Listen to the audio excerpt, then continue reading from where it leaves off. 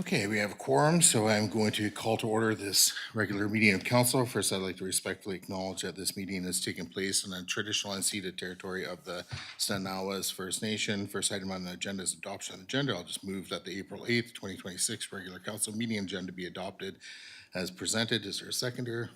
Second by Councillor Savage. Any additions, deletions? Yeah, go ahead, Councillor Jones. Just for everyone's information, there is the addition of a presentation from the active transportation consultants, which I understand is to happen under item 11A. Okay. All right, I will move to call in the question. All those in favor and opposed, that's carried unanimously.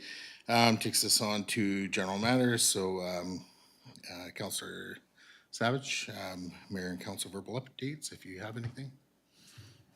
Nothing for me tonight, thank you. Councillor Jones.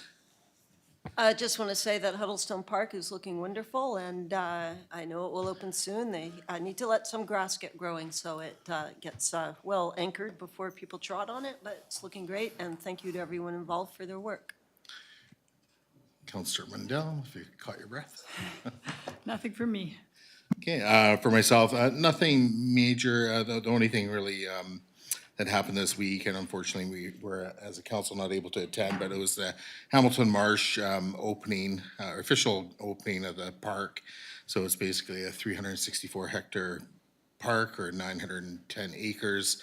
And that occurred yesterday, but we were tied up in another meeting as a council and therefore we couldn't attend, but it was well attended by all sorts of dignitaries, and so there's no shortage of politicians there to cut the ribbon. I think they handed out maybe 7 pairs of scissors or something to that effect, but nonetheless, it's a pretty momentous achievement for the RDN and securing this parkland forever. So it's well done to everybody that's been involved over the years. I think maybe even decades. It's a lot of time and thought has gone into it, but also have to acknowledge the taxpayer contribution. You know, over $20 million will pour into this as well, and that's funded through us as taxpayers. But again, I think most people in the future will be quite thankful that the politicians of today actually had the foresight to secure and protect that land in perpetuity for everybody. So I'll leave my remarks there. Oh, and thank you to the Rotary for a Easter egg hunt. Can't forget those their contribution this past weekend. Unfortunately, I usually try to attend, but I was out of town that day and unfortunately couldn't attend. But from what I understand, it was well attended as per usual, and lots of little kids chasing after free chocolate. So that's always a good day. Moving on in the agenda, so we have the consent agenda. Any items to be requested to be removed? We only have 2 items listed. Okay, hearing nothing, I will move the 2 items in the consent agenda be approved. Is there a seconder? Seconded by Councillor Mundell. I'll call the question. All those in favor and opposed, that is carried unanimously. And I'll just take a brief moment now to again, congratulate this council, you know, on achieving 3 acres of parkland in perpetuity for this community. So the Bloods Creek corridor through this rezoning will be protected. So it's a little bit of work still to be done there, but nonetheless, again, you know, green space is important, and where it's environmentally sensitive, it has great importance. At this point, moving on to public input. So persons recognized by the chair to speak must first state their name and address for the record, may speak once for up to 2 minutes unless council resolves otherwise, and are limited to providing comment regarding items listed on this evening's agenda. Comments must be directed to the chair and must not include, and must not be directed to individual members of council, staff, or the audience, and must not include personnel issues. And again, we want to make sure everybody feels welcome when speaking at the microphone. So no booing, no clapping. Let's just keep it neutral so everybody feels welcome and encouraged to speak. So is anybody wishing to go to the microphone this evening?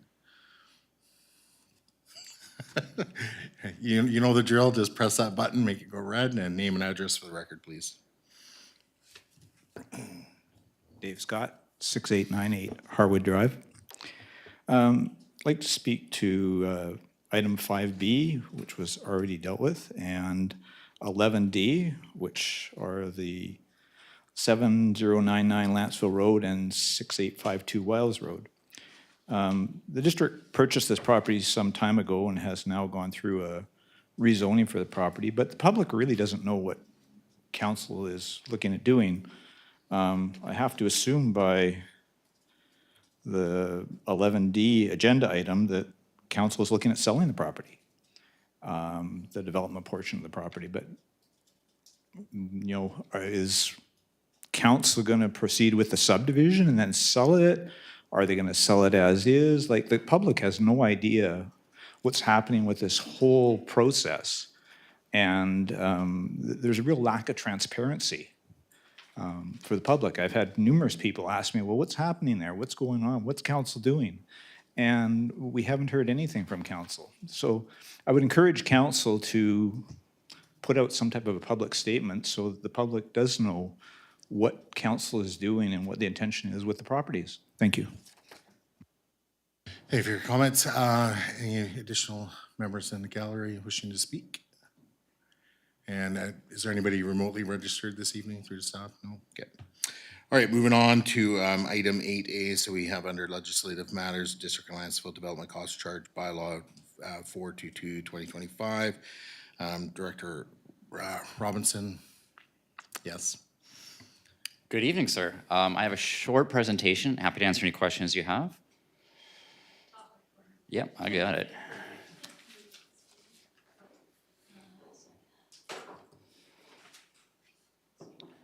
And actually, just before you go, I just want to make a small announcement. Nothing like there's going to be a party or anything, but at 7:55, we will be doing a hard stop to this meeting. So we'll be recessing and we'll be closing the meeting at 8 o'clock because we have an invited guests that we must attend to.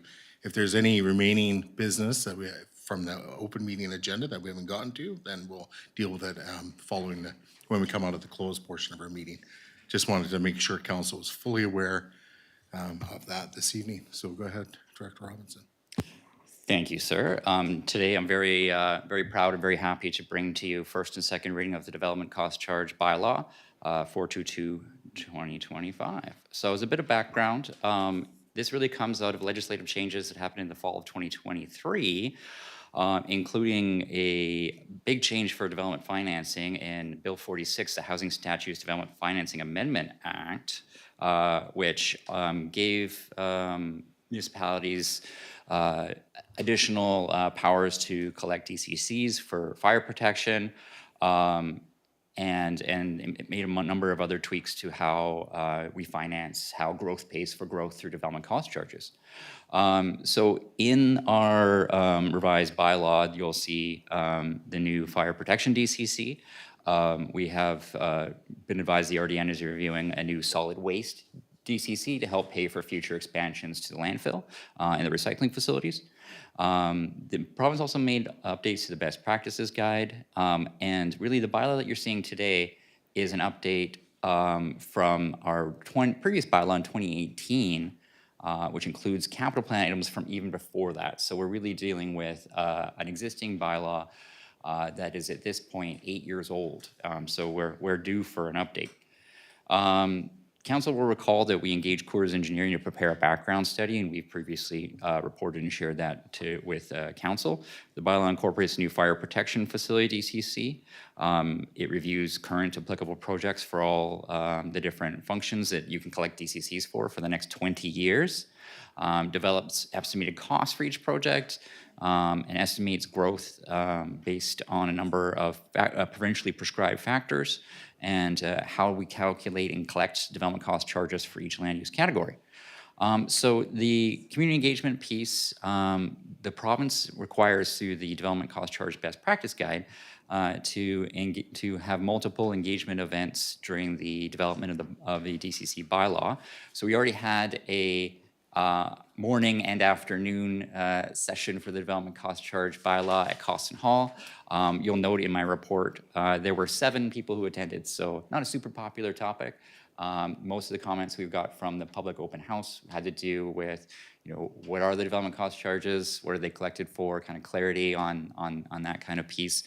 And we're actually scheduling an evening session to make sure that we meet all of the provincial guidelines around engagement next Tuesday, April 14th. It'll actually be in council chambers here, so if you want to come by next Tuesday evening, we'll be happy to talk DCCs. Project schedule, following the public engagement events, staff will bring the bylaw back. So we did the first round and now it's coming for first and second reading. We're gonna do another engagement session, then an evening, and then we'll bring the bylaw back for third reading. After third reading, we submit the bylaw to the Ministry of Housing and Municipal Affairs for approval from the Inspector of Municipalities. It's all a very prescribed process. It's all in the development cost charge guide if you'd like to look into it more. And then if approved by the Inspector of Municipalities, the bylaw comes back to District Council for fourth reading adoption. Staff are recommending first and second reading tonight of bylaw 422-2025. And I'd be happy to answer any questions you have at this time. Okay, through to council questions. Go ahead, Councillor Savage, and then Councillor Jones. Thank you. So through chair to staff, thank you very much for your work on this. It's been, this first emanated from last term, and then in this term, we added the new DCCs we were permitted to by the province, so this is great. And so what you're saying is we should not go to third reading tonight because after second reading, it requires more public input, right? That's Thank correct, you. sir. Councillor Jones.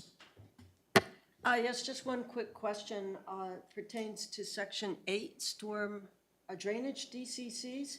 Under 8.1, it says, the proposed storm drainage projects consist of those from the existing DCC bylaw that have not yet been carried out and are consistent with the District of Lantzville Storm Drainage Study, March 2007, by Coors and Associates Engineering.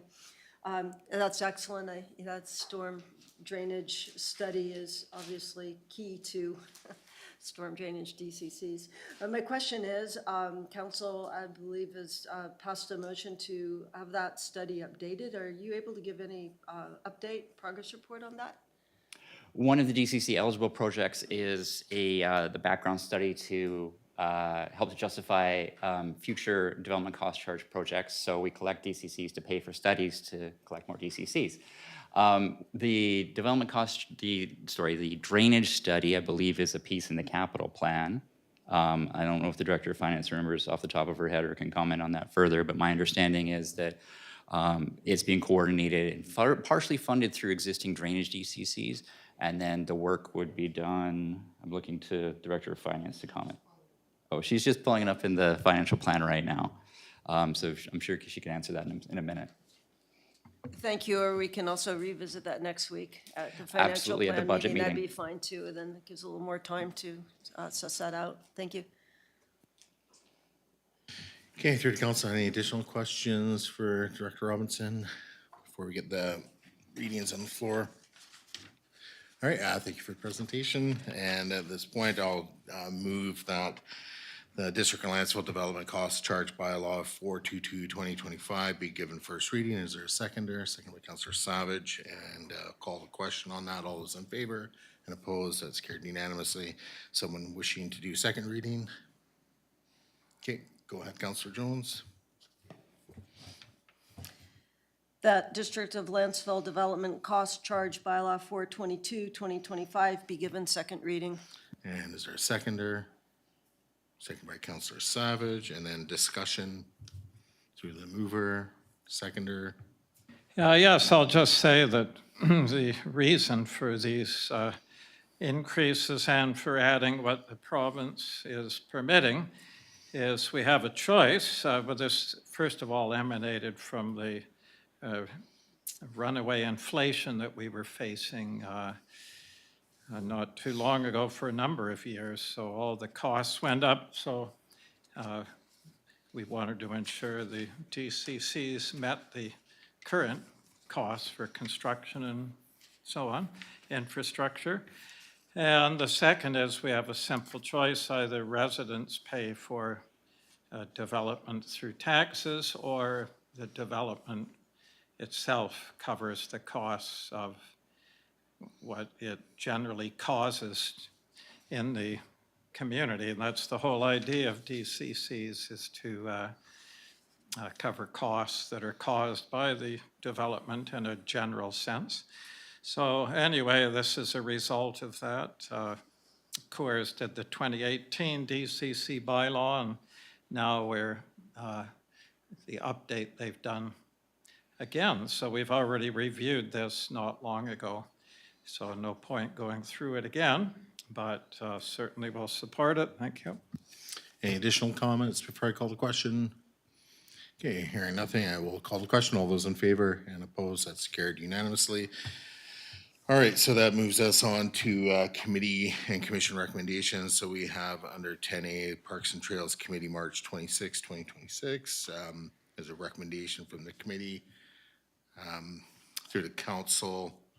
There's no motion there. It's just, it was just a recommendation from the committee. It was council's purview on this. To read the recommendation from the committee. So go ahead, Councillor Jones. Thank you.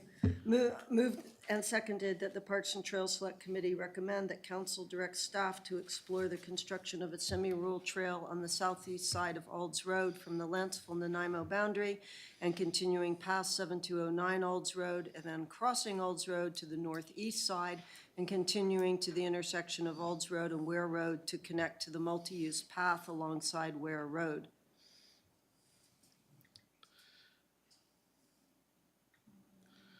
Okay. Yeah, sorry, CO Lasher. It's in the agenda, 7209 Alds Road. Beyond that, yeah, I'm just reading from the agenda, so you have that. So I think the motion, in order to be in order, needs to be read like that council It should just. directs. Correct, Mayor Swain.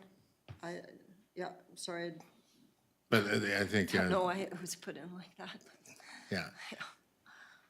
So it's just mainly council directs. It should just start that council directs staff to explore the construction and delete that first part Yeah. because that's the part that's just relevant to the Parks and Trails Committee meeting. Okay. Is there a Thank you. seconder?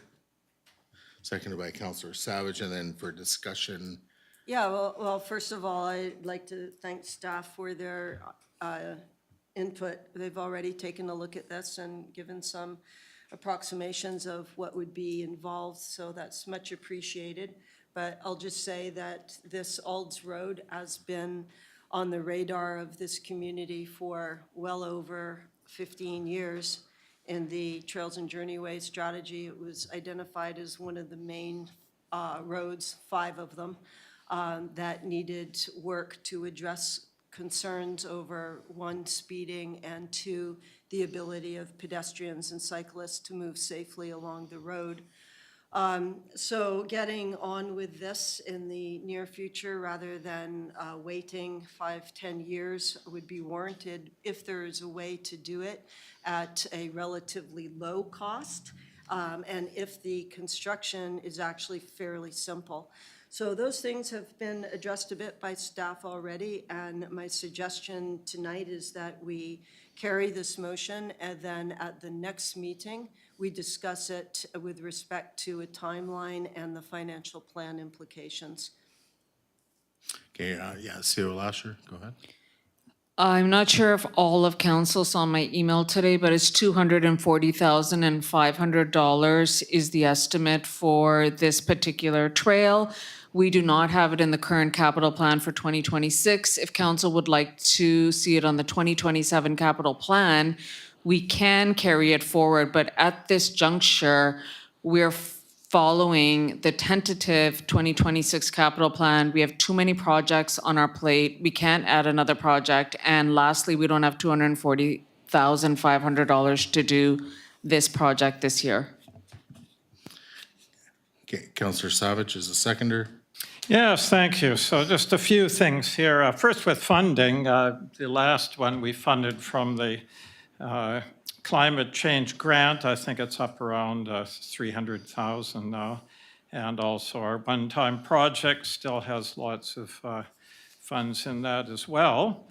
But I see this as a key walking route in Upper Lantzville. I drive it all the time, and the speeding is just horrendous on the road, and it really could use some safe walkway well off the road. There's lots of room there for it.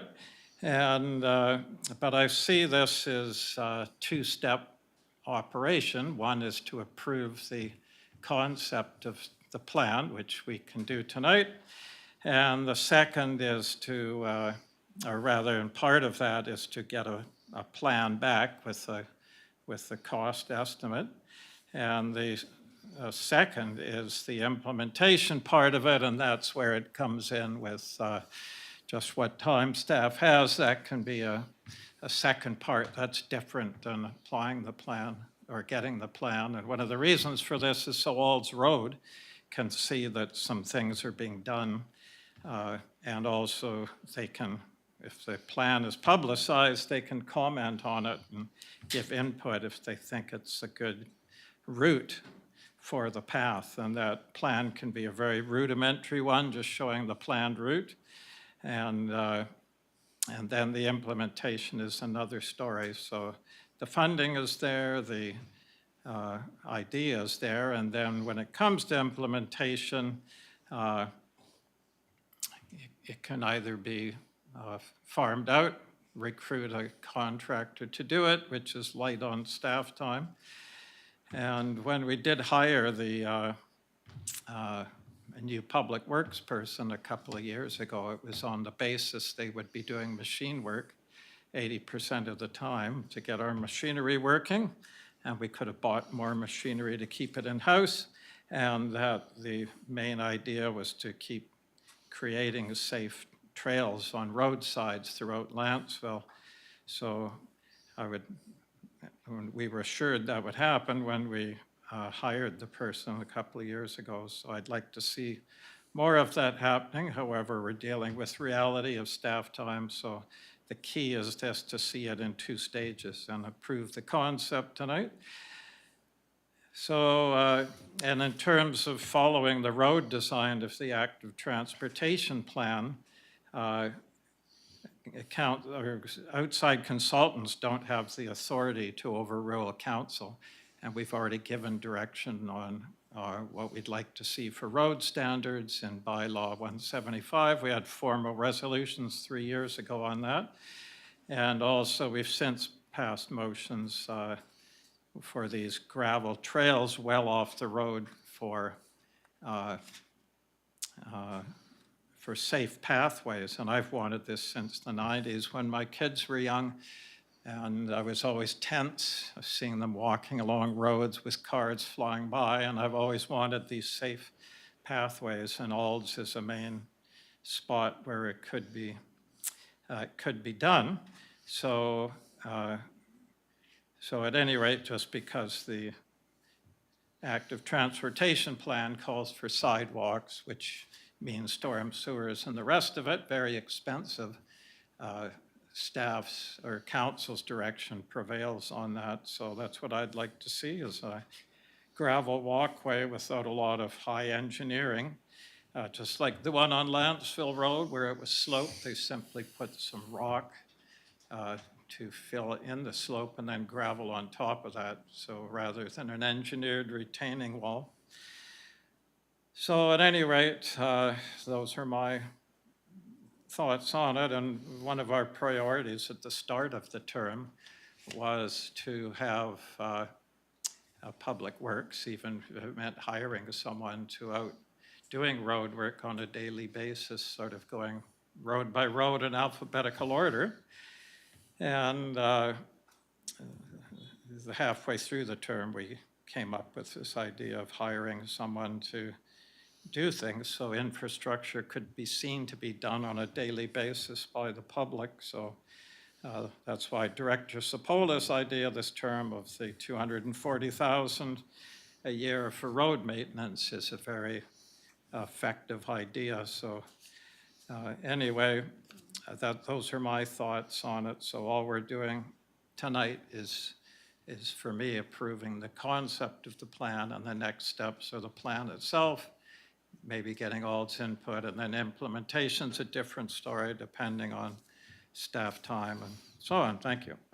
Yeah, Director Robinson or CO Lasher, or both. Thank you, Your Worship. Since the active transportation plan was referenced, it'll be up later tonight, but I do want to point out that Ald's Road is indicated in the active transportation plan as a secondary route, so it may be eligible for active transportation grant applications in the future. Okay, yeah, CO Lasher.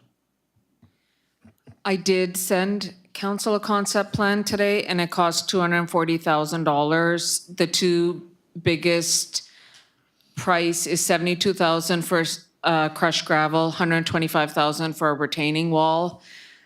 And I think I'm a little confused by what you mean by concept plan when I already sent you one today, and the ticket amount is $240,500. So I'm not sure what you're asking. Okay. All right, additional speakers, first-time speakers.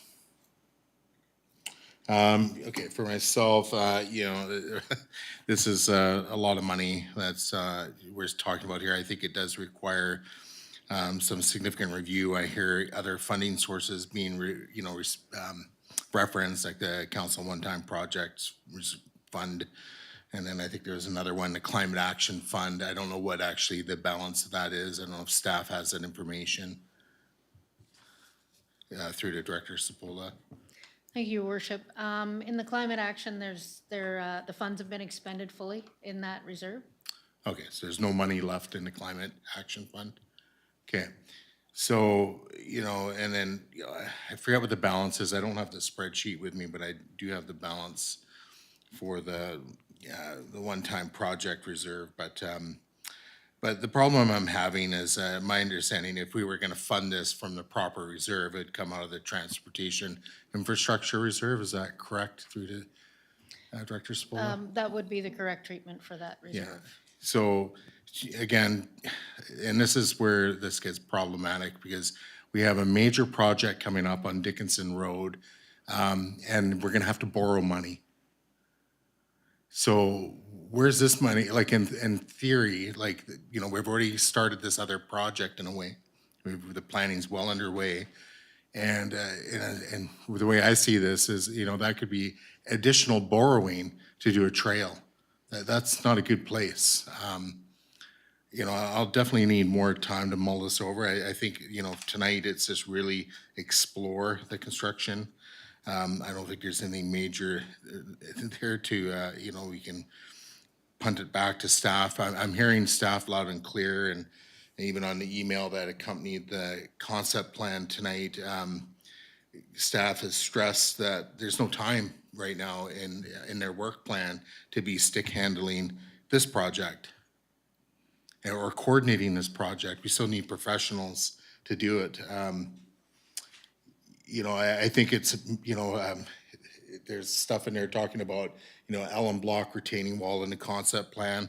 Well, I think there was some, potential missteps in the current trail that we have on Lantzville Road. I think there's areas that do need retaining walls and not this rip-rap rocks system. But again, I'm not an engineer, but I think that's something that this council may have to wrestle with at some point in the future. So anyways, I think the timing for this is not good. There's a lot of competing interests for tax dollars, and for us to put money, like we have another motion this evening that, requires spending money. Anyways, I'll just leave it there. I'm kind of almost like speechless on it. Yes, Director Sapola? Sorry, I'd like to correct what I said earlier. There is $223,000 left in the climate action plan. Okay. And I have, as first-time speaker, Councillor Mandel, and then we'll go second time to Councillor Jones. Yeah, just a few questions through to staff, just looking at the proposal here. The Allen Block retaining walls, I'm just curious what exactly they're needed for. Along that stretch, from what I understand, the area is pretty flat. So if you guys could just maybe explain, I see a few different sites where there's Allen block retaining walls in there. So Yeah, go ahead, Director Robinson. Through your worship to the councillor, an excellent question. If you actually, I'm trying to find it in my emails here, but if you look at the image that CAO Lasher sent out, there's different areas where our engineering technologists actually went through the route and identified where grading challenges would be present. And that's where he came up with the 500 linear meters of retaining wall required to create a level pass surface. So it's, again, this is a high-level estimate, but I believe he's got a fair amount of confidence in it. There are a lot of grading changes that occur along the route. Ultimately, the motion is asking for staff to explore it, so we could return with a report with some additional details. yeah, I think that might be helpful, and maybe other mediums versus I don't know if chip gravel is the most economical way to go for the path, or if there maybe are some other considerations. I'd be interested just learning a little bit more about the details that go into the $240,000 estimate would be helpful. Maybe a little more comprehensive report, I think, on that would provide me a little more transparency and perspective on what the $240,000 would be covering. Thanks. Okay, Councillor Jones. Yes, so as Director Robinson said, the motion is just directing staff to explore the construction, and just want to thank staff for doing that already, even before council talked about the motion tonight. So really, that's been done. We're not talking about the implementation, approving money for the financial plan or anything in this motion. So this speaks to look at this as a two-part thing, as Councillor Savage basically addressed that already. The first is just the concept of basically what we already have from staff, so that's done. So it seems to me approving this is fairly basic going forward. I don't know if we need to do that right now, Councillor Mundell, but I'm fine if staff feels that they have the time. I would just encourage our technician, public works person to take a look at the semi-rural trail. There were a couple of places where there was a little bit of a slope, and rather than do a retaining wall, the trail was widened, and then the gravel just angled down so that the trail could be level, and then just a little 1.5 foot slope at like 45 degrees down. And that was not only considerably less expensive, but I feel it's also more user-friendly. If you've got people walking or on bikes, they're not going to step off a retaining wall. So the feasibility of that would be nice to know. But for now, I think let's just keep it simple. We've got a lot on the agenda tonight, and if there isn't further discussion, I'm ready to vote on this. Okay, additional speakers on this? All right, so, yeah, again, this is just gonna bounce back to staff, and the staff will get back to council when they have time. So I will move then to call in the question. All those in favor and opposed, that's carried unanimously. That takes us on to item, make sure I almost jumped, 11A. So we have the active transportation plan. So Director Robinson, I'll let you introduce this, and then we have some guests here to do some, presentation as well, so. Thank you, Your Worship. So in the staff report that accompanies the presentation, I've kind of walked through the history of the process, some of the previous council motions that have been passed about getting the plan and kind of the related policies in the OCP that really support the creation of this plan and the council's strategic priorities. It is a council strategic priority to create an active transportation plan. So this marks the kind of conclusion of satisfying that council strategic priority. So it's a good news day. It's always nice for staff to check off strategic plan priorities, especially as we're approaching the end of the term. So I'm really happy to deliver this to you today. And I'm really happy to introduce our lead consultant, Lainey, who is with Watt Consulting, and James with Lanark. If you recall, Lanark was involved in actually creating the original Trails and Journeyways strategy for the district. So we've got some absolute experts here that we've engaged to complete this report for you. And I'll let them take it from here. Great, thank you for that. And we'll have you come up to the podium, and I think you know the routine, but welcome. Is there a PowerPoint, I'm assuming? Okay, you guys have that. Great, thank you. Thanks for the introduction, George, and hello, Mayor and Council. Thank you for having me here this evening. We'll just wait for this presentation to come up.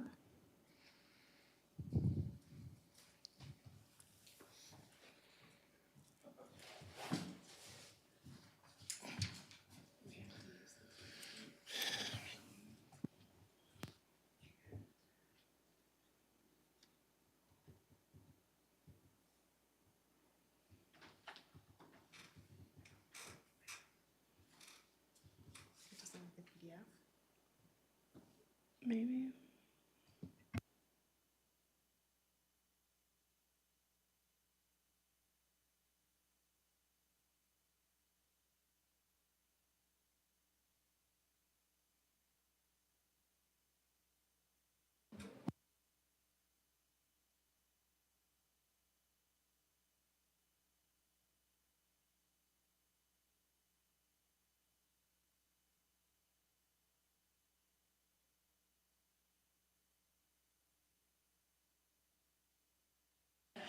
It's only because I love you so much. Yeah.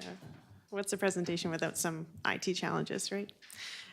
So my understanding is that you have a printed version of the presentation in front of you, so my apologies. I'll be looking at my screen. Hopefully you guys can look at the paper to follow along, and hopefully anybody online will be able to see some sort of attachment somewhere for this presentation.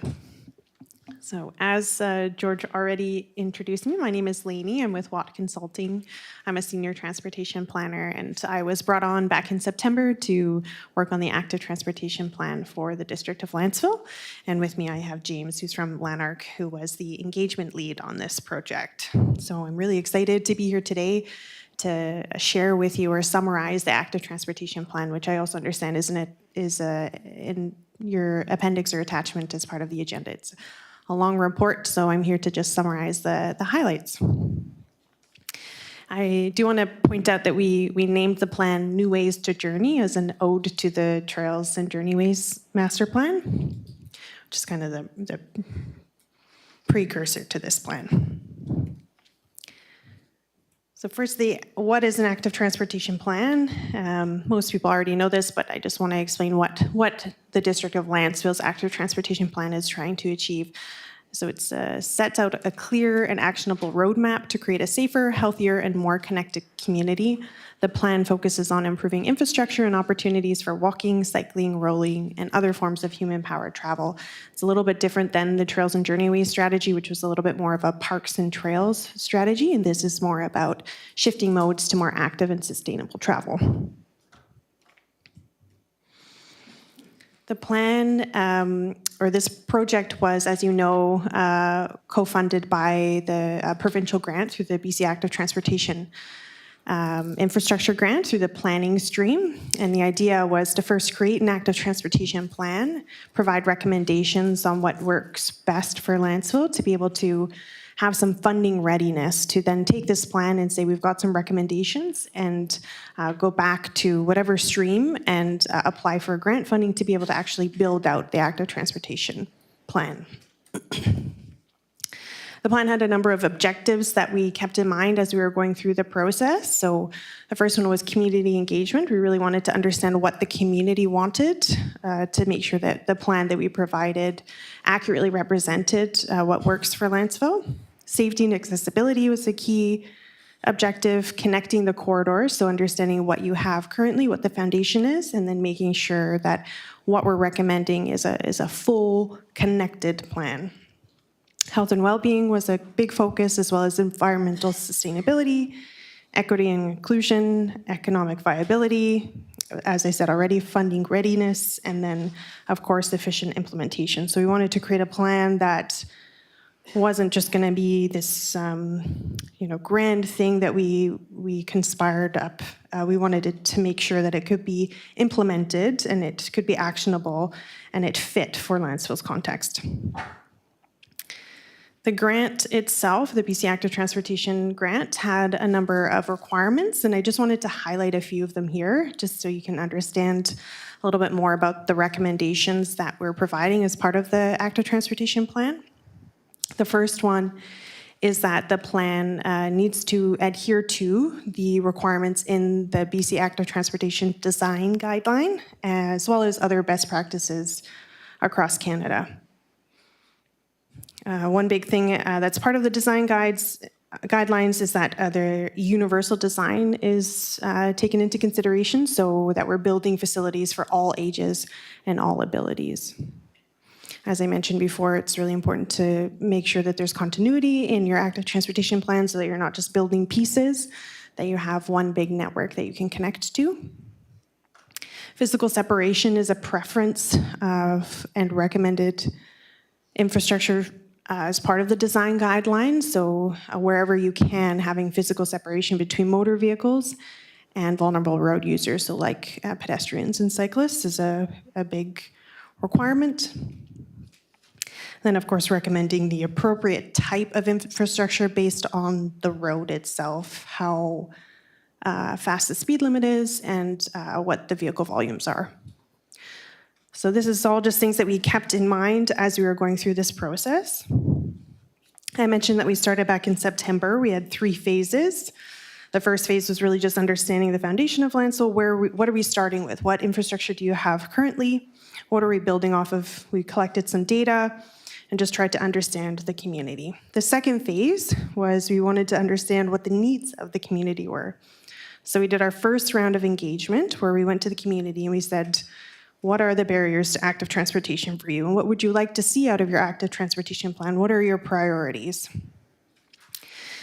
Through that first round of engagement, we collected all that information, and then we provided recommendations based on our observations, the data collection, and the engagement to provide recommendations to go forward to a second round of engagement to make sure that we heard the community right and that the things that we were recommending actually are going to work for Lantzville. So we did that second round of engagement, we collected more feedback, and then we came up with this plan that you have in front of you. So we're at the end of this roughly 8-month process. I just want to highlight again engagement, which was a really big piece of this project. We did 2 rounds, and I think it was pretty successful. Of course, it's always really difficult to engage community members depending on the topic, whether it's something really exciting or not. I think people were quite excited about active transportation, which is really great to see. So in the first round, which was from October to November 2025, we did a community survey, which again, like I said, we asked people what their needs were. We did a Go By Bike Week pop-up event. We did some focus group meetings with the Parks and Trails Select Committee and then Seaview Elementary PAC. And then in the second round, we had more concrete recommendations. So like I said, we wanted to make sure that we got it right. And so we went back out to the community and we did a community feedback survey. Did an open house, which I feel like was very well attended. Some councillor members attended, which was great to see. And then we did some more focus group meetings with our partners that may be impacted or may want to understand what we're recommending for the active transportation plan. So we met with SNNAS, Ministry of Transportation and Transit, the RDN, the City of Nanaimo, Island Corridor Foundation, School District 68, and then we met a second time with the Parks and Trails Select Committee. Again, it's difficult to engage with the community, but I think the numbers here, we had, engaged with around 150 people in the first round and around 150 plus in the second round. So pretty good engagement for a community of Lantzville size. Just just like to highlight some of the key things that we heard in engagement.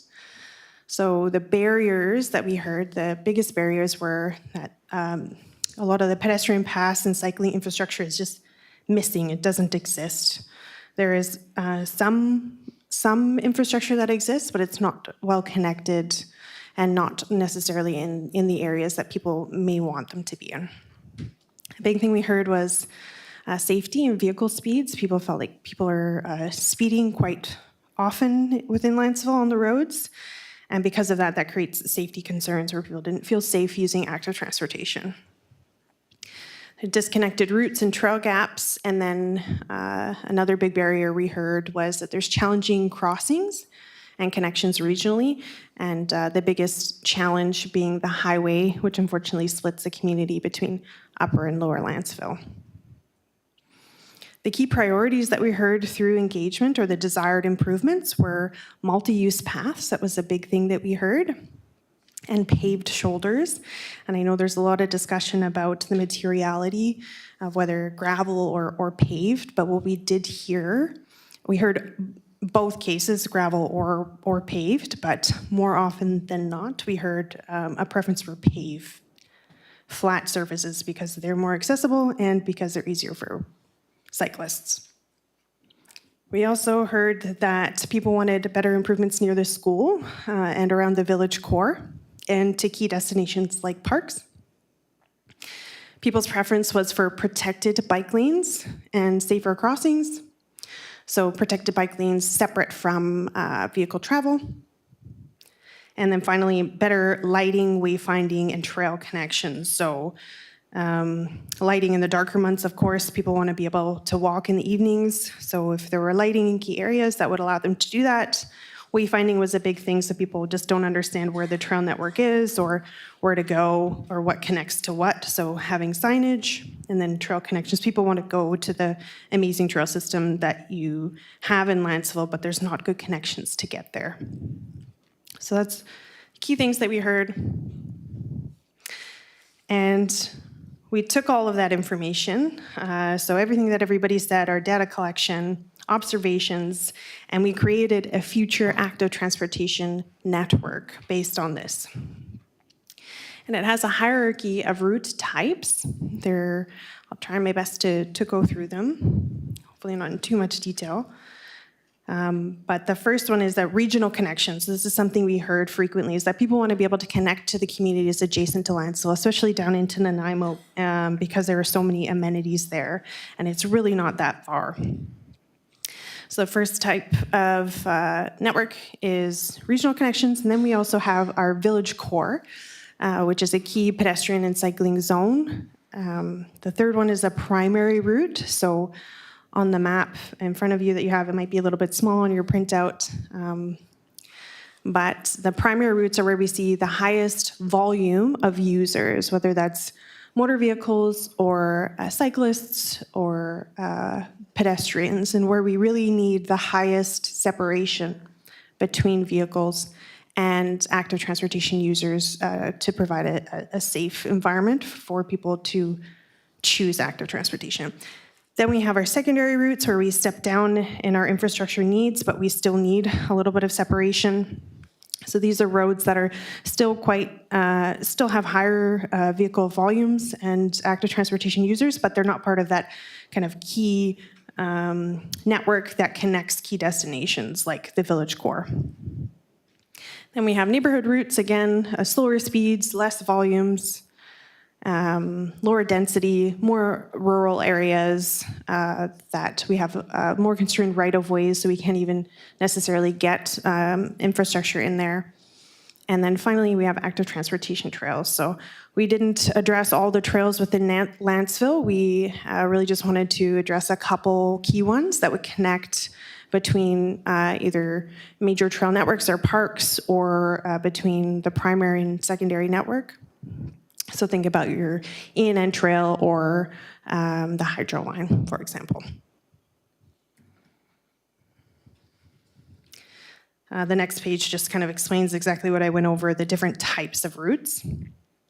But each route has a recommended cross-section that goes along with it. And I want to be clear that these are recommendations. As part of this plan, it's not a bylaw. These are recommendations that you're going to take forward, hopefully, and apply for funding with, because they meet the provincial guidelines as well as any national guidelines. And we did our best to try and fit our recommendations within Lantzville's existing right-of-ways and try to address some of the existing constraints that Lantzville does have, like topography or ditches or reduced right-of-ways. So these are just recommendations, and we understand that when you do go forward to actually build out any of this active transportation network, it's going to be fully designed by engineers, and it may look a little bit different in sections because of certain constraints. So the regional routes, typically we would like to see a multi-use paths. So again, think of your ENN pathway that you have currently. It's 3 meters wide, it's fully separated from vehicles. It's fully paved, and it almost connects over to Nanaimo, but something like that is what we would like to see to connect into our north or south. The village core is a little bit different. It's got a mix of conditions. Primarily, you're prioritizing pedestrians so that they can access the storefronts, but in some sections of the village core, you've got multi-use paths, and so continuing that existing condition is good, but otherwise in the main area around the Dickinson and Lantzville intersection, cyclists would just be on the road. You've already got some traffic calming measures, which is great in the village core, so your 30 kilometer per hour speed zone or speed bumps, and then you've got some pedestrian activated crosswalks. So it already feels like a pedestrian zone, which is great, but just maintaining that throughout the village core is a priority. For the primary routes, again, one of the things we heard was people really like multi-use pathways. So where possible, multi-use pathways paved and separated from the vehicle traffic would be the priority. And in some cases, it might be acceptable or warranted to have a fully separated sidewalk and cycling facilities. So again, the primary routes, think about Lantzville Road between Superior and all the way into Nanaimo. That would be like a primary route corridor that we would want to see this infrastructure on. Secondary routes, again, still important to have physical separation from vehicle traffic to remove barriers and make sure people feel safe to choose active transportation. Secondary routes are roads like Olds. I know it's a bit of a topic tonight. And Dickinson Road would be considered a secondary route. And so you'd see a shared pathway on the side with at least a 0.6 meters of separation between the travel lane and the actual paved surface.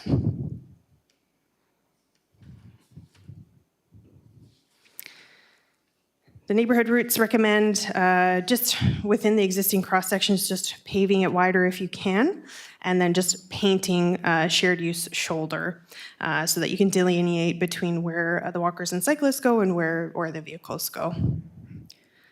And then active transportation trails, you would see something like a gravel trail, a minimum of 2.5 meters wide. In the active transportation plan, we also have additional design guidelines. So in addition to the types of routes and infrastructure, we also talk about universal design, different traffic calming measures, end of trip facilities, so like bike racks, benches, improved crossings, signage, and maintenance. We have best practice recommendations on what we feel or heard that would work for Lantzville.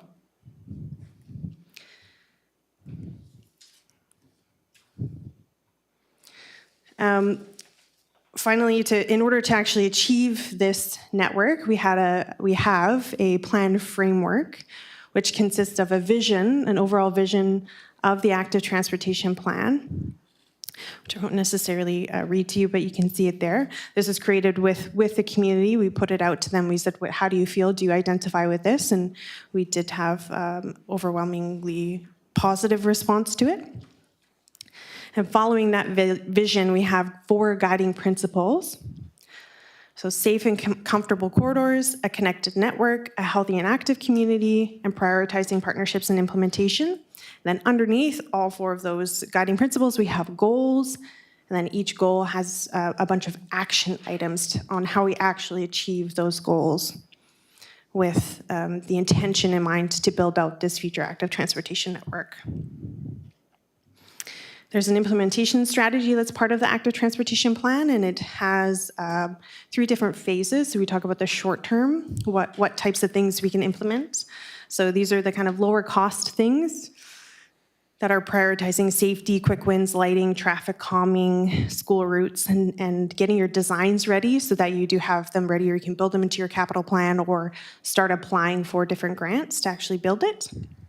Second phase is your medium term, so within 5 to 10 years, that's when you actually start building out your network, the major corridors, and focus improvements on the village core.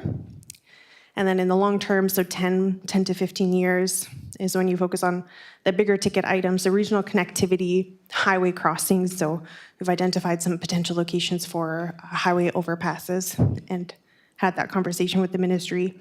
And then work on continuing that rail trail or the ENN trail. And then around year 15 is when you would take a look at the active transportation plan and say, what have we achieved? What maybe needs to be shifted or adjusted for this plan? Okay, coming to the end here. So just in conclusion, we really wanted to focus on a plan that was practical and had reduced reliance on private vehicles, improves accessibility, and supports healthier, more active lifestyles. But one of the things that we kept hearing throughout engagement is the importance of keeping Lantzville's rural identity. So when we recommended infrastructure types, we really tried to keep that in mind, that we want to balance safety with keeping a rural character.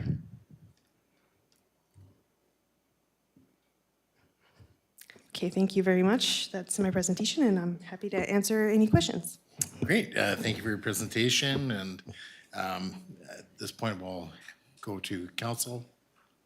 Yeah, go ahead, Councilor Mundell. Yeah, I thought you were pointing. No, sorry, I'm using my pen today instead of putting my hand up. Yeah, just a question about some of the short, medium, and sort of long-term projects. And just wondering, are there grants associated with each one of those? Like you mentioned, a pedestrian walkway over the highway, and I just hear cha-ching, cha-ching, like that's a big ticket item. So I'm just curious, with each of those levels, are there grants that would help fund some of those very, small and then very large projects? Yeah, thank you for that question through Mayor Swain to Councillor Mundell. There is a section in the active transportation plan that goes through the currently available grants that you could apply for. Now, we didn't attach each project with a specific grant because there's different ways that you can come at it. And it depends on the timing and the grant. The overpass, for example, that's a long-term one, and we know it's going to be a very expensive one. But in 15 years, there might be another, or 10 years, there might be another grant that's available that might pop up. But we did provide a section that talked about the available grants currently that could be applied for to help build out this plan. Okay, and those may be around in 5 to 10 years and may not be, I'm assuming. Yeah, or different ones might pop up, right? Hopefully, if they go away, then a different funding source would pop up in its place. But we just never know with provincial budgets and federal budgets. Okay, fair enough. And then just one more question is that this active transportation plan then presumably is still valid for that time frame as well, because in 10 years from now, if we are, going to go for the pedestrian overpass, it would be sort of challenging if they were to come back to say, well, your active transportation plan is now 10 years old, so it's no longer sort of relevant, but you're assuming that this particular report will still be relevant and useful for applying for grants that far down the way? I would assume so, unless the grant had a specific stipulation that said that you must have one within 10 years of applying for this grant. I haven't seen that type of stipulation on any sort of grant, and even if you re-looked at it at 15 years, that could still be considered a refreshed active transportation plan. So I think that it would be okay to apply with this grant for funding in, say, 10 or 15 years, or with this plan for funding in 10 or 15 years. Perfect, thank you. Thanks for all the work on this. Additional questions? None? Okay. Again, thank you for your presentation and again for all the work that you've put into this. So we do have a motion on the agenda to accept the report, so, or the plan, pardon me. But thank you. Oh, you have a question now? Yeah, I Okay. should read the Go ahead, motion, Councillor. because that's not quite what it says, if you don't mind. That council receives the active transportation plan for information.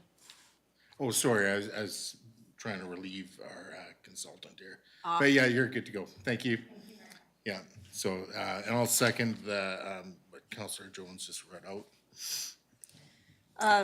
So I'll speak to it. I've spent quite a few hours going through this. There's 180 pages here in the active transportation plan, and I have pages of notes on it. It really needs a bit of deep dive work, but for now, just so that we can move forward, I'd like to amend the motion. And what I would like to do, please, is to strike the word receives and insert the word acknowledges. And strike the words for information and insert has been completed as presented in the April 8th, 2026 council meeting agenda. And I could read the whole motion as amended if that would be Well, helpful. just make sure staff has got it. And Yeah. then, So, hold on 2 seconds. yeah. Staff has got it. Okay, do we have a seconder to the amendment? Seconded by Councillor Mandel. Okay, go ahead, Councillor Jones. Yeah, I'll just read the as amended. That council acknowledges the active transportation plan has been completed as presented in the April 8th, 2026 council meeting agenda. And do you wish to speak to your amendment? I think it speaks for itself, the amendment. I might just wait and speak later. I don't want to take a lot of time, so if we can keep this simple, that is the way to go. So I'll pass for now. Thank you. Councillor Mandel is the seconder. Yeah, I mean, I think the language is very similar. So I think I'm okay with supporting this because it sounds like we're accepting the report. So seems okay to me. Okay, and through the rest of the council. For myself, I find this kind of a bit unusual. I'm not sure why we would shift and try and change the wording.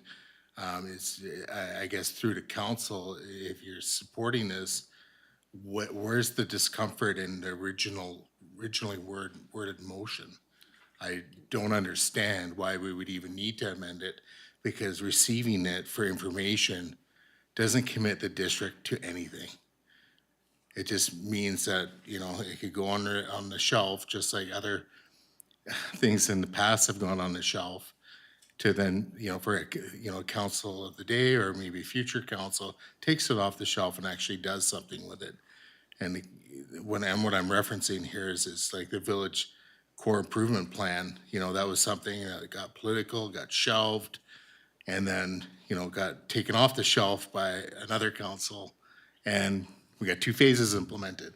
So again, I'm really failing to understand why we're amending this. So if someone's willing to speak to that, that'd be fantastic. Go ahead, Councillor Jones. Yeah, my understanding is that the active transportation consultants receive their $50,000 for, as the portion of the grant after the plan is complete.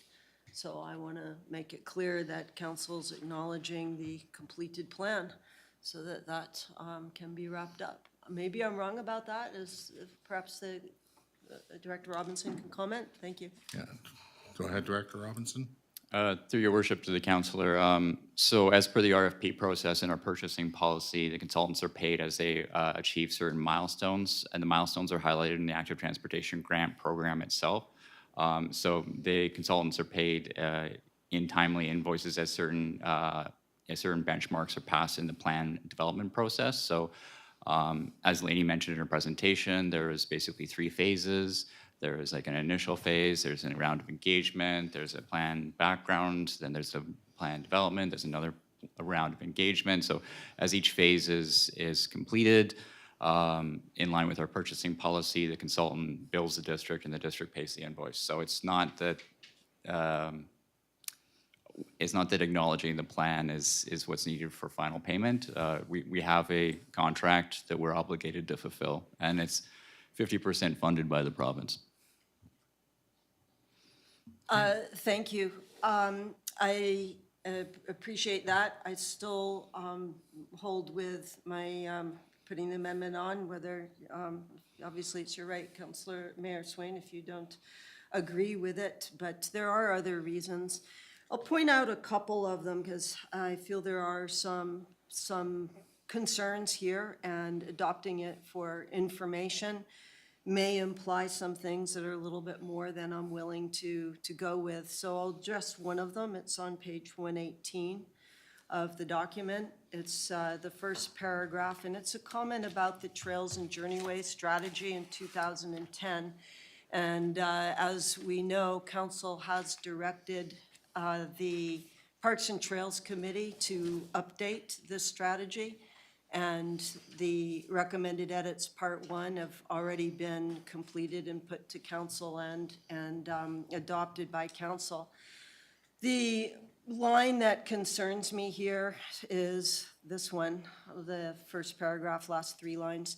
The active transportation plan acts as an update to the Trails and Journeyways strategy and provides design standards based on current best practices, as well as provides a roadmap for implementing priority active transportation routes. I do recognize that the active transportation plan has to follow the design standards, which have been approved at a higher level. So yes, there's some great design standards there. You see a number of them in Nanaimo. Mitchell Drive would be an example of one, and if I'm not mistaken, the Mitchell Drive upgrade would be very similar to what is recommended in the active transportation plan for Lantzville Road. And that's where I start to have some concerns, and also where there is inconsistency or conflict, shall we say, different ideas between this plan and what has previously been passed by council. So without going into that further, I just want to say that with the public engagement, my understanding is there was in the neighborhood of 150 people weighing in. That's a very small percentage of our community, for sure. But the big problem is in all of those engagements, there was never any discussion about the cost to implementing these plans. And we have to look at that carefully. And I'm not talking about just the financial cost, but also about the environmental cost. With the multi-use paths, there often will be a stormwater plan that needs to go with that, which is drives up the cost considerably. Sidewalks tend to be very expensive themselves. This is why we have a semi-rural trail standard now in our passed by council to go into our bylaws. And unfortunately, the active transportation plan can only work with the guidelines for active transportation, so a semi-rural trail can't be in there. And when you went to the information sessions and were asked to comment on if you wanted walking, the only option for walking was the sidewalk. There wasn't any other option, so that just raises some question about how practical it actually will be to implement some of these plans. The second thing that I will raise that caused me for concern is on page 179 of the plan. This is 179 of our agenda. It's not actually 179 of the plan. Let me just turn to that.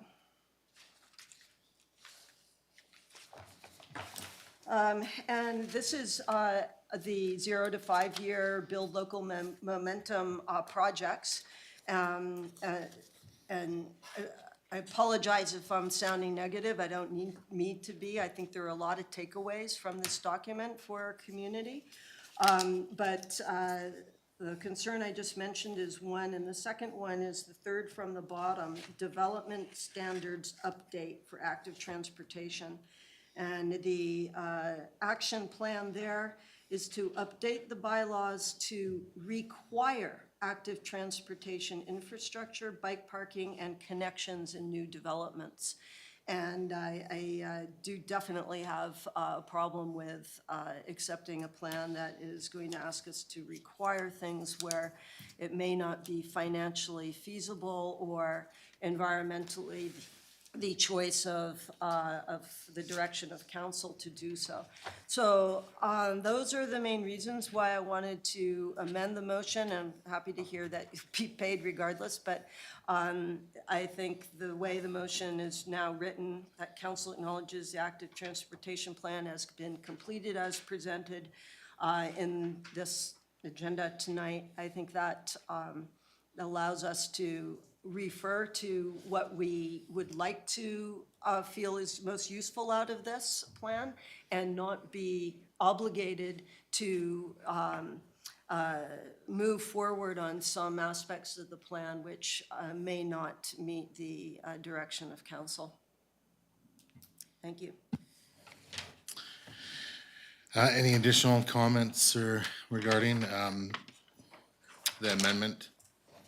Okay, so for myself, I will not be supporting an amendment for obvious reasons.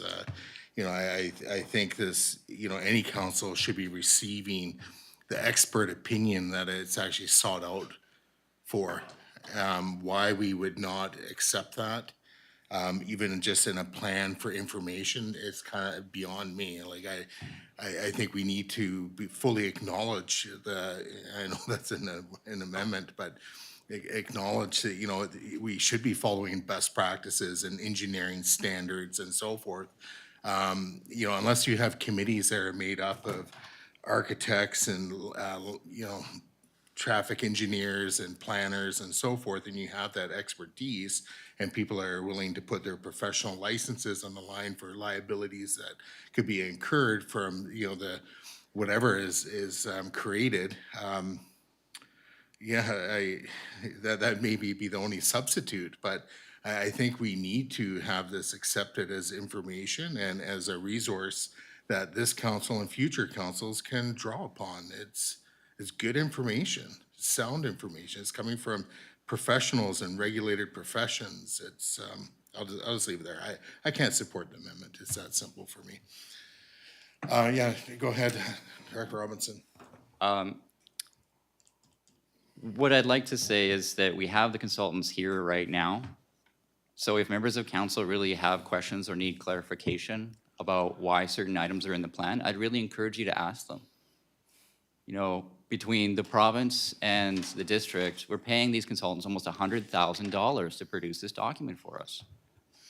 So if you have questions or concerns about different elements, ask them now, please. Okay. Through to council, I'm about to call the question. I'm sensing this amendment's likely to carry, so I'll just call the question. All those in favor and opposed, no emergency means opposed, the amendment carries. Back to the motion as amended. Anything further? Go ahead, Councillor Savage. Yes, for me, I just want to make sure we're clear on a few things. And first of all, thanks very much for the work, for Watt and so on. Much appreciated. So yeah, there are things we can take away here, and one of them is we've now got the accessibility recommendation, committee recommendation, the Parks Committee recommendation, and now the recommendation from the active transportation plan that to further complete our railway trail, which is great. That's something I'd really like to see done, and that's a major connecting route for Lantzville, can run all the way to Snanawas. They're interested as well in the active transportation plan. The key to me is to ensure that this plan is a good match for Lantzville. And where some things are, it's important to point out where some things aren't. And I want to make sure that this plan does not supersede council's direction and what the community wants to see. And one of those is with road standards. When we sought the grant for this plan and ordered the plan, in my mind, it was never billed as something to do road designs for Lantzville. And it's quite simple, quite straightforward. In a lot of my house deals in Victoria, I saw clearly what it's like when you storm sewer a whole highly dense community. And for Lantzville, our direction is to go with more green infrastructure, which the province promotes. And in Ottawa, they're reversing a lot of their infrastructure to clean out their rivers and so on, their waterways. And they're going back to rain gardens, they're taking out storm sewers, they're going with more permeable pathways. So there's absolutely nothing unprofessional or not the latest in green infrastructure. It's what the province has advocated. So for us, we want our road designs to be similar to our current ones, which allows contaminated water to drain off the road. It allows parking on the green right-of-ways, just like on Remembrance Day. It was a huge turnout and people were all over the road because they had roadside parking. If we went to this standing curbs and sidewalks, it prevents parking unless you turn it into a 4-lane asphalt road, which only increases the contaminated runoff. So this idea of storm sewers everywhere, collecting all the rainwater from new development and from roads, that dries out the water table, and it sends contaminated water being discharged on the beaches. So we're looking for something while we have all this space to develop in a way that the leading communities are, and that's looking after contaminated water, not frustrating people with lack of parking. And that's why the road designs for Lantzville are sensible. And the only reason to have a bunch of storm sewers and sidewalks collecting all the water is if you're planning on replacing all the green space with development, so there's no room to absorb water into the ground. And the second is we gave direction already, as well as that, we gave direction for dark skies lighting for Lantzville, so we're not lit up like a city, so we can enjoy the stars at night, the northern lights, and other celestial wonders. We read this posted all the time on our community site about the wonders of the sky. We've had some beauties this year. So I just want to make sure this idea of the prescribed road standards, those are city road standards. So you can just see most of them have standing curbs, and the only place for water to go is into grates which feed storm sewers, and they go down to our beach. And they also deprive of parking.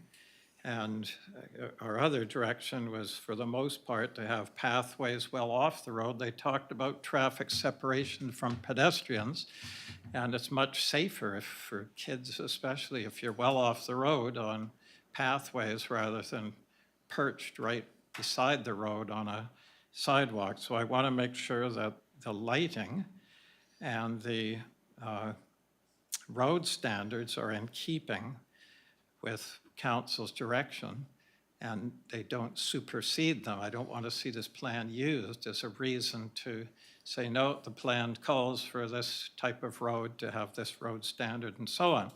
That's not why we directed the plan. So that's the key to me, is to have that match. And the Parks Committee, I agree with Councillor Jones, has done a wonderful job amending that, updating the journeyways plan from, and it was done in a very tailored way with tons and tons of walkways and so on, some that I wasn't aware of. They discovered right-of-ways.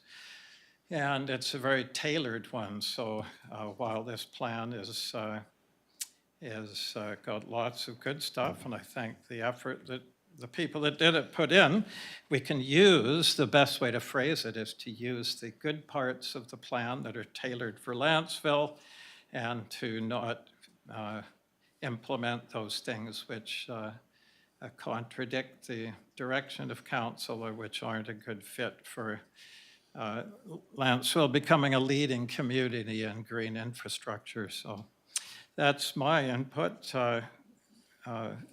for it. And in the plan as well, one other thing I'll point out, it talks about, in the plan, it recommends integrating some of this plan into our bylaws, which that's really up to council to decide, not up to the plan to decide. So at any rate, to add on a good note, I really look forward to more people getting out and walking and enjoying the riding bikes and so on, and we can certainly embrace that as just doing it Lantzville's way, I think is the key. So thank you.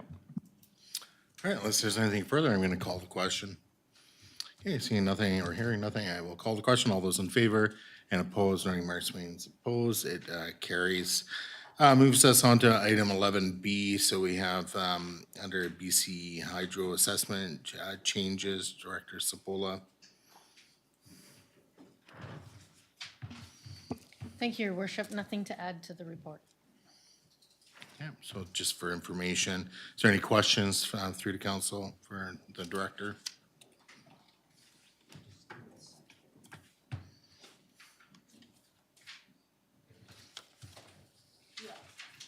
Yeah, go ahead, Councillor Jones. Oh, yeah. did you have a question too? Yeah, you did. Well, I looked and nobody seemed to, but that's okay. Go ahead, Councillor Jones. Here, you have the floor. Yeah, thank you. I just would like to see if my words actually match with what is happening here with the BC Hydro assessment changes. I read the report and I gather they've gone to higher levels to try to, and have received approval to rezone their lands and from utility to residential. Is that correct? And this is province-wide, and are we talking their lands are all the space underneath the utility lines? No, this is property specific. So I'll start with your first statement. It's not being rezoned, it's being reclassed. The assessment class is changing. The zoning is actually forestry in our district. Thank you. And then the other thing that you mentioned was they are moving lands that aren't used to produce electricity into the residential class, which is the lowest mill rate class that we have. And that's a BC assessment policy that they have. So, and that's going to be applied province-wide, that's correct. They are, according to the assessor that I spoke to at BC Assessment, he said that they are going through all of the properties that BC Hydro owns right now, and they're going to be applying the same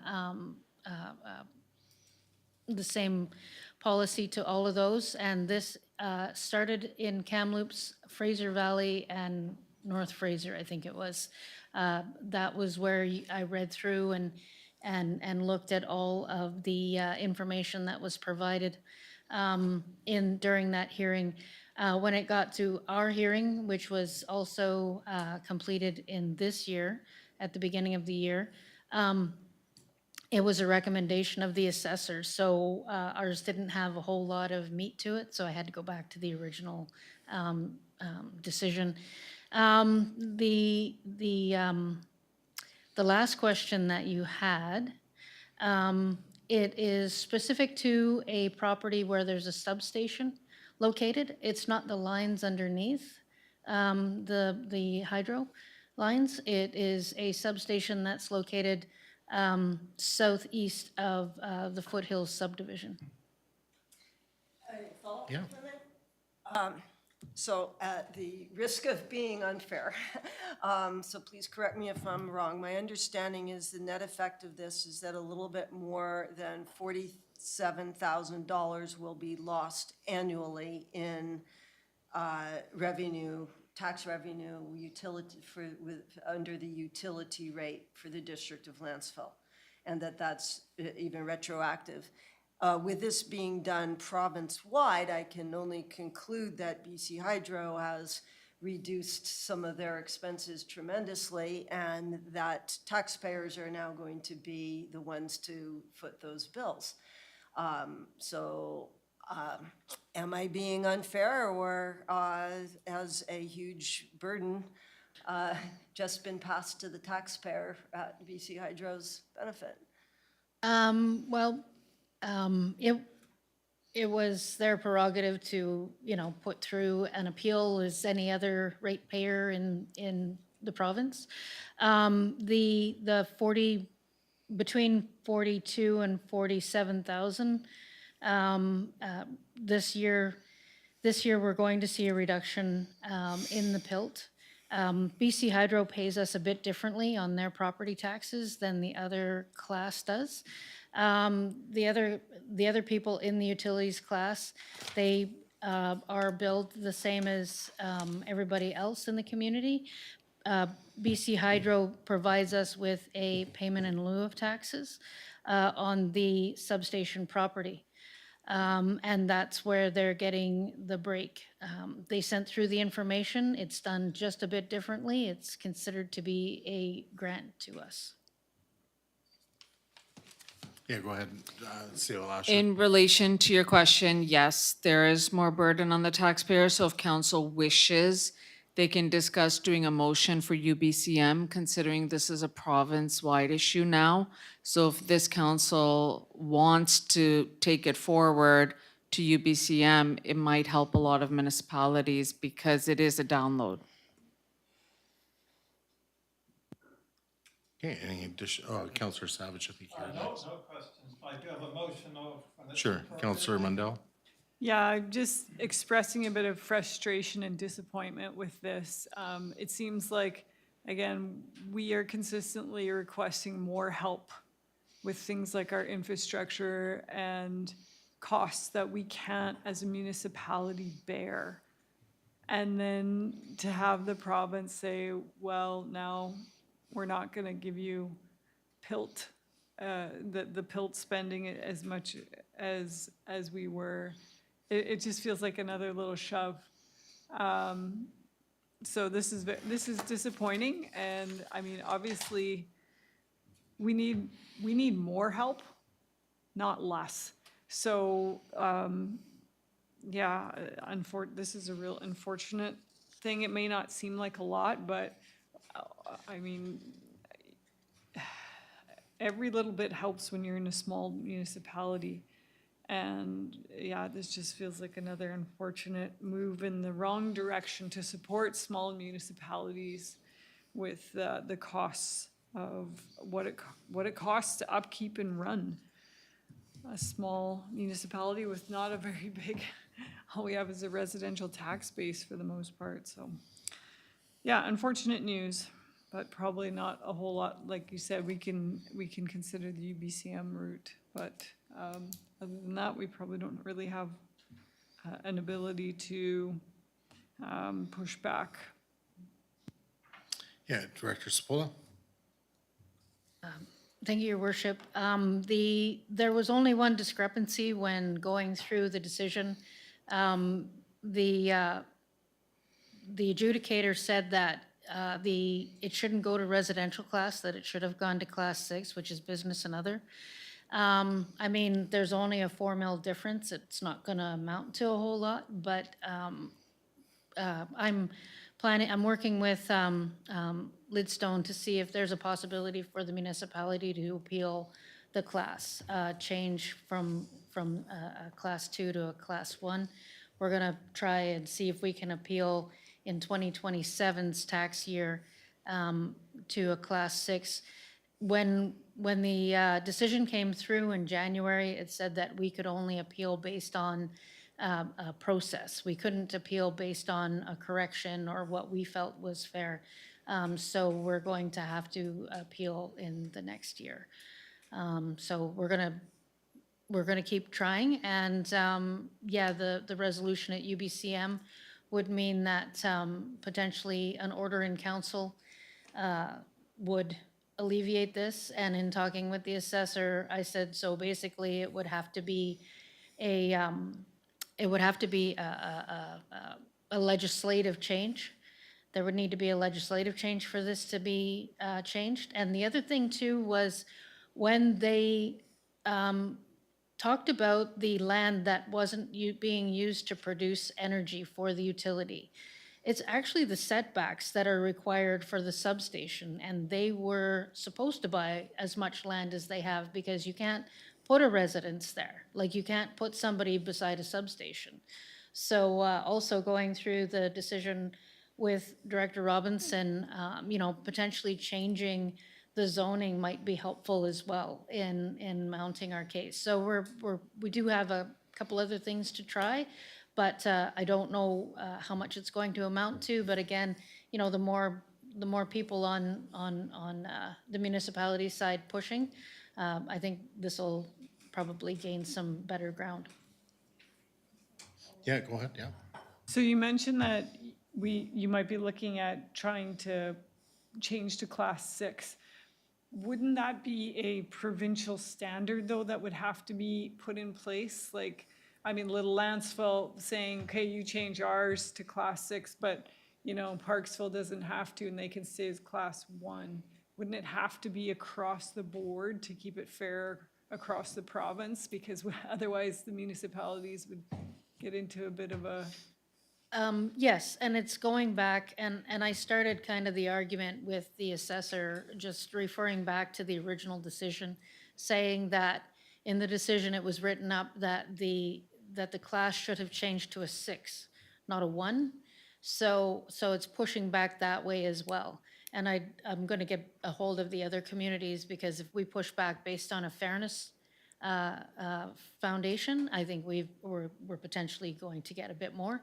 But again, there's only a 5 mil difference. Like it's 1.4 versus 5 point something. Like it's not a tremendous amount. It's not like the 38 mil that the utilities class actually carries on it. So. Thank you. Yeah, go ahead, Councillor Savage. Yes, I have a motion to make, please. Yeah. And Director Sepola is free to suggest amendments to it. That council direct staff to increase the utility tax rate such that it increases the Class 2 utility tax income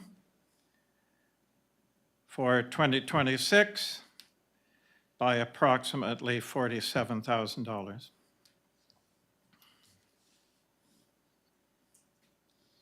Do we have a seconder to that? Second by Councillor Jones, and then go ahead, Councillor Savage. Yes, through Chair to Director Sepola, if you have any suggestions, wording changes, please. Well, we have a 5% tax increase planned, so we need it Sorry, just... could you speak up a little more?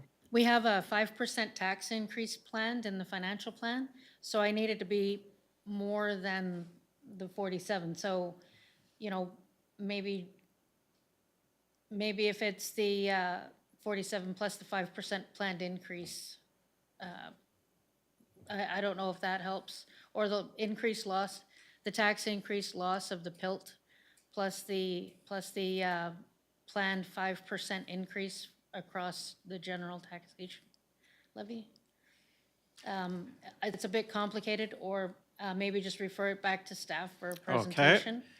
So I'll amend this then just by saying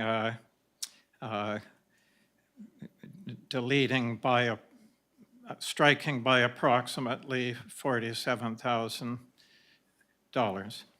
So it just reads that council directs staff to increase the utility tax rate such that it increases the Class 2 utility tax income for 2026. And that leaves you lots of leeway there. So, yeah. Okay, do we have a seconder to the amendment? Second by Councillor Jones, and then anything further on the amendment, Councillor Savage? Yes, this is just a solution so that we're replacing the income. I did ask, as you all saw by email, to Director Sepola. She kindly, as usual, gets back to you pretty quick and said that, yes, we do have leeway to increase our tax rate for utility, and hydro pays considerably more than the other three. So I'll leave it in staff's hands. We have a budget meeting next week, so perhaps we can find out what the solution is next week. Thank you. Okay, through the seconder if you wish. Yes, we've got to cover the difference somehow, so I think that is, if I'm not mistaken, the intent of the motion. So I suggest that we pass this motion, and then next week, Director Sepola come back to us with whether this is serving the purpose, or if there's another recommendation you have, and then we can adjust then, and we can get on with the rest of the meeting tonight. Okay, any additional comments on the amendment? Okay, hearing nothing, I'll call the question on the amendment. All those in favor and opposed, that's carried unanimously. Back to the motion as amended. Anything further?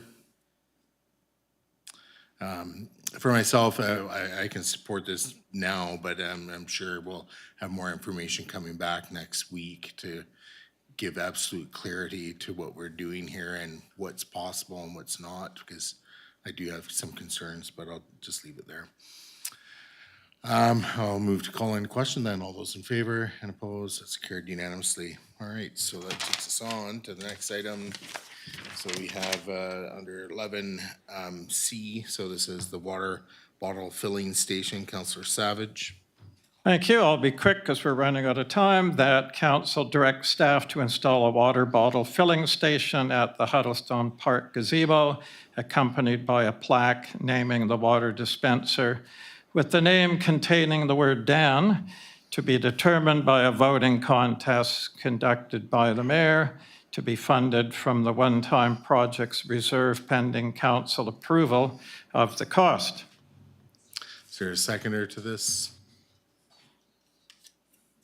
Seconded by Councillor Jones, and then for discussion, go ahead, Councillor Savage. Yeah, with the recent improvements we had at Huddlestone Park, they got really positive comments, and there was a suggestion by resident Dan Leslie, who requested a water dispenser, fountain water filling station, that sort of thing for the park. And I thought that would be a terrific sort of cherry on the cake for the new improvements to Huddlestone Park. And it's somewhat of a fun project. It involves the planning process called placemaking, where residents are involved in some way, and they'll have fun with a contest naming it. And if a plumber was, say, recruited just to locate a water dispenser and install it, it would be very light on staff time. So this isn't intended to be any big project or taking up much staff time at all. And for the mayor, if he accepts this, then it could be just as simple as posting on Facebook, and the most likes wins. It's not a serious thing, it's just a fun thing. And water dispensers are common in other parks. We don't have one here in this very popular Huddlestone Park. And there's currently a water line right in the gazebo on the post. So I'm assuming that it's an easy thing to do. And from my pricing, it's in the range of $2,500, that sort of thing for such a dispenser. But we'll leave it up to staff or the plumber to select the type and so on, and install it is the key. Thank you. Okay, go ahead, Councillor Jones, as a seconder. Yeah, I support the motion because Huddlestone is our most used park here, and the summers are hot, and although dogs aren't permitted in the park, there are certainly a lot of thirsty young children and adults there, so I support that. Just to be clear, to be funded from one-time projects is to fund the water fountain itself, not to fund the voting contest directed by the mayor. There's no need for that to cost anything at all. We could even just take the many suggestions from Facebook, and if we wanted to make sure all the community have input, it could go in the community update. Just send in your suggestions, and then away you go. Mayor Swain, pick your favorite. So, yep, like to see this happen. Counselor Mundell? Yeah, I would just like to ask through to staff, do we not have a water fountain inside is there not a water receptacle inside or around the bathroom? Through your worship to the rest of council, as far as I've seen when I'm there often with my kids, I don't, besides just like leaning over into the sink, I haven't found another water station. Okay. And then if the water pipe is already in place in the gazebo, I'm just wondering through to staff what we anticipate potentially the cost of setting up a fountain or maybe not a fountain, but a water bottle filler / fountain. Seen them. Don't know? Okay, I know that's a. Through your Yeah, worship, go ahead, yeah. through your worship to the councillor, at a high level, I'd say it's probably just under $1,000 for like a modern stainless steel like water dispenser, like you've seen in some city and animal parks. Okay. Yeah, I think I can consider supporting this. I was thinking that we put one in at the Legion. I guess we don't really want kids running back and forth across the road to be getting water. And I think as long as the costs can be reasonable, I'm not sure that we need to be sticking anybody's name on it per se. I'm not sure that I necessarily agree with all of that part of the motion, but certainly, or why it would be needed to be named at all. But I think I can be supportive of the idea to have a water filling station in Huddlestone. So I can support that. Okay, for myself, I think this needs to be maybe expanded and to include, if we're gonna do it for Huddlestone, I don't know why we wouldn't also look at doing it up in Copley Park as well and doing two, especially if we're gonna be doing it out of the one-time projects reserve.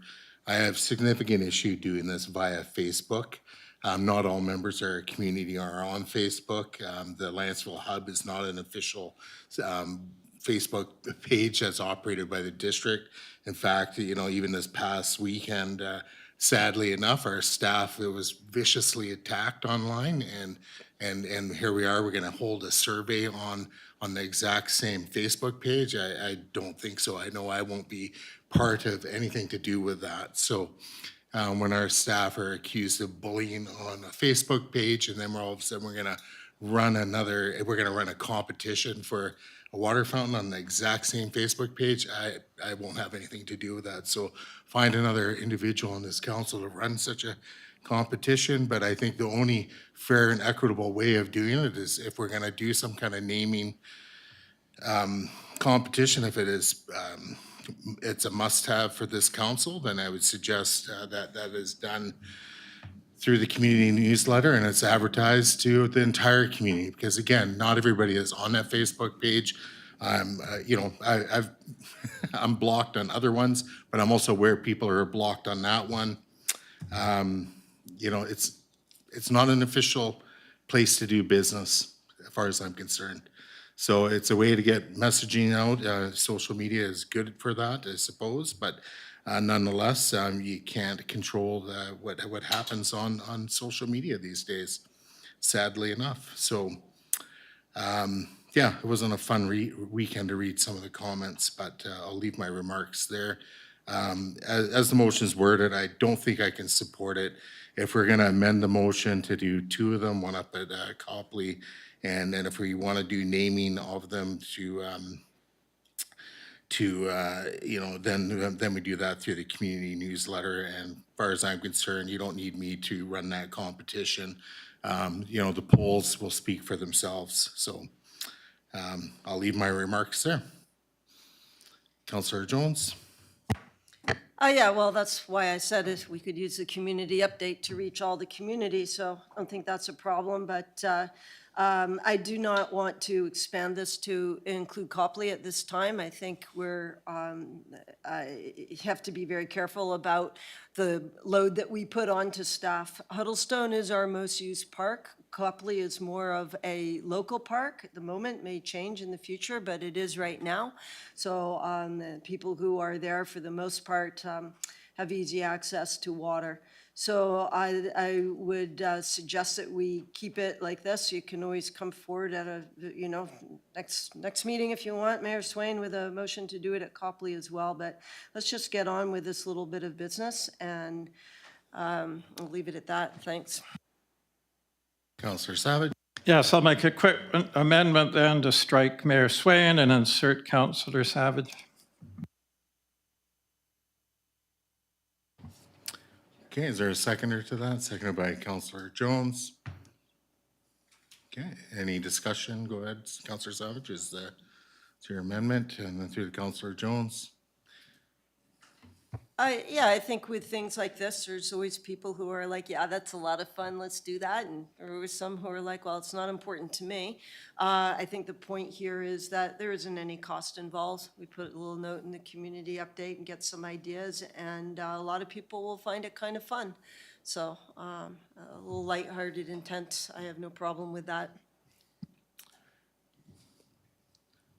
Okay, so I'll call unless there's anything further, I'll call the question on the amendment. So it's to strike Mayor and insert Councillor Savage. Okay, so I'll call the question. All those in favor and opposed? Mayor Swain's opposed. Now we're back to the main motion as amended. Okay, and I will further amend the motion on the floor by adding to the end of the motion that the contest be conducted via the District of Lantzville Community Update. If there's a seconder by Councillor Jones. And then for discussion, I've already stated, I think in my previous speaking term, I don't need to waste any more time on the why. Councillor Jones is the seconder. Oh, no, okay, Councillor Savage. Yes, it can be that as well, but I don't want to exclude other ways to do it. It's the fastest way, just to get ideas, vote on them in real time. I thought that was the easiest way to do it. I don't know how you do it if different people submit a name and then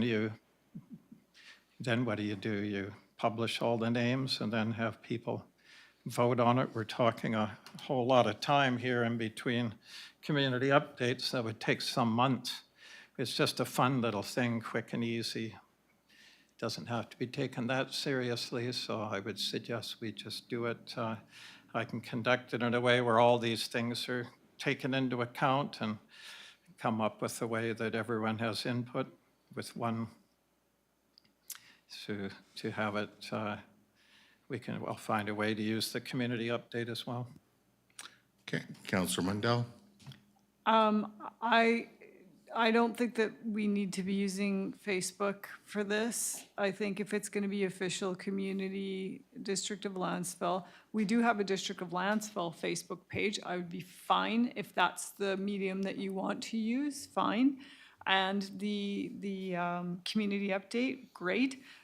It takes about 5 minutes to make a Survey Monkey as well. And if you want to make a link and put that into the District of Lantzville Facebook page or into the community update, that's a quick, easy way to just get some information easily and effectively.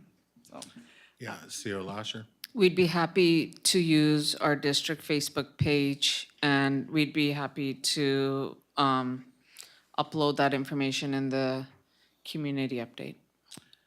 So through the council by unanimous consent to add to the amendment, community update and District of Lantzville Facebook page. Any objections? Okay, there are no objections. We'll just consider that part of the amendment. Anything further? Okay, I will call the question on the amendment. All those in favor and opposed, that's carried unanimously. Back to the main motion as amended a couple times now. Anything further? Nothing? Okay, I will call the question. All those in favor and opposed? That's carried unanimously. All right, that takes us on to item 11D. So we have the 7099 Lantzville Road Development Sale. Councillor Savage, you have a motion. That council approval is required for the acceptance of any offer on the 7099 Lantzville Road development site. Is there a seconder to this? Second by Councillor Jones, and then for discussion. Yes, this is just a housekeeping measure. I assume this would be the case. It can be all manner of prices and all manner of proposals, so it's just to ensure that council is, approval is required as we get offers and so on. That's all it is. Thank you. And through the seconder, nothing? Okay, I will move then. Oh, sorry, anybody else? Rest of the council? Nothing? Just wanting to confirm that this item shouldn't, this is not an in-camera item? No? Okay, thank you. For myself, I just feel it's redundant. I think that it's the decision to dispose of land would come back to council and through to the staff. Is that correct? Yes, your worship, that was our understanding as well. Yeah, so it's redundant. I don't even know why we have even included in the minutes, but here we are. I will, I guess, move to call in the question then. All those in favor and opposed, that's carried unanimously. All right, now we're on to late items. Any late items to introduce? Any notices of motion? Public clarification, so persons recognized by the chair to speak must first state their name and address for the record and the agenda item for which they are seeking clarification. And they may speak up to 2 minutes to ask clarification questions. For example, how did the vote go? Requests, what interpretations or abbreviations mean, and also about technicalities and other jargon used during the meeting. So is there anybody seeking clarification this evening? Okay, hearing nothing, I'm gonna make the motion to close the meeting so that the regular council meeting be closed to the public pursuant to section 91 DKI subsection 1 and 2B subsection 2B 3 of the community charter. Is there a seconder? Second by Councillor Jones, and then I'll call the question. All those in favor? Opposed? That's carried unanimously. And noting the time is what we got here, 7:53.